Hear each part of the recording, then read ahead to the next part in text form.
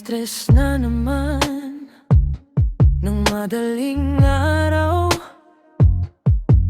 ngunit ang isip ko sa'yo pa rin sumasayaw. Lahat ng kwento mo paulit-ulit kong binabalikan. Kahit ang katotohanan ay ako lang ang nag-aabang. Ibinigay ko ang oras pati ng aking espasyo. Tinalikuran ang mundo para lang sa'yo maging sapat ako. Sabihin mo lang kung anong kailangan mong punang gagawin ko ang lahat, walang pag-alinlangan. Kahit na mapag-iwanan ng sarili kong mga pangarap, basta't nakikita kitang masaya sa iyong hinaharap. Giliw, sabihin mo sa akin, may kulang pa ba? Dahil handa akong ubusin ng tira para sa'yo.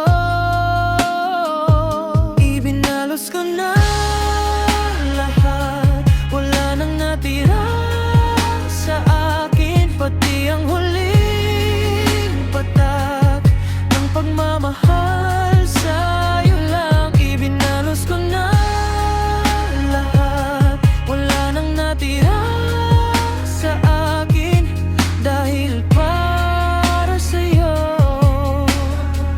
hahatiin ko ang sarili. Binuksan ang puso, hinayaang masaid ang laman, dahil mas mabilis kong matitiis ang sarili kong sugat kaysa makita kang nahihirapan. Yeah, tingnan mo ang aking mga pala, tuyong-tuyo na sa pag-aalaga. Ngunit kapag ika'y lumapit, parang may himalang natitira. Isang ngiti mo lang, nakakalimutang tangang pagod. Kahit ang mga bulsa ko at lakas ay tuluyan ng lunos. Sabi nila'y tanga ako, bakit daw sumasugal sa walang tiyak? Bakit hinahayang ang sarili ko ang laging umiiyak? Hindi nila alam ang pakiramdam ng may iniirog, na handang maging tulay kapag ang mundo mo ay nahuhulog.